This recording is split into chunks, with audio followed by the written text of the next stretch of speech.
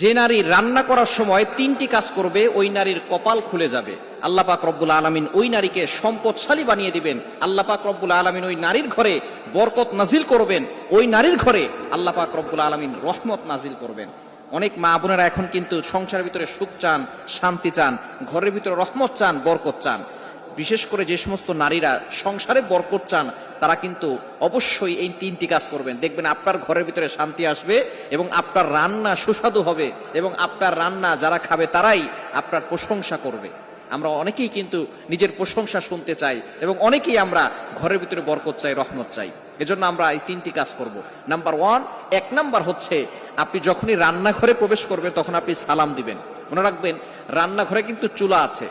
এই চুলা, গ্যাসের চুলা বলেন আর যেই চুলাই বলেন, এই চুলা থাকার কারণে যখন আপনি রাতের বেলা সেখানে থাকেন না, এখানে কিন্তু জিন জাতি থাকার সম্ভাবনা আছে।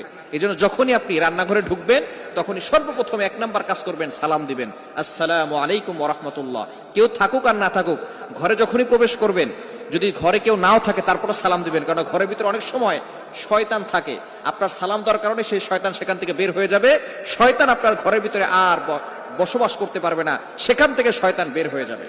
আল্লাহ পাক রব্বুল আলামিন নিজে বলে দিয়েছেন, কোরআন খুলেন, আল্লাহ পাক রব্বুল আলামিন বলছেন 18 নম্বর পারা 17 নম্বর পৃষ্ঠার 13, 14, 15 নম্বর লাইন, সূরাতুন নূরের 61 নম্বর আয়াতে রব্বুল আলামিন বলেন, ফাইদা দাখালতুম বুয়ুতান ফাসাল্লিমু আলা আনফুসিকুম তাহিয়াতাম মিন ইনদিল্লাহি মুবারাকাতান তাইয়্যিবা।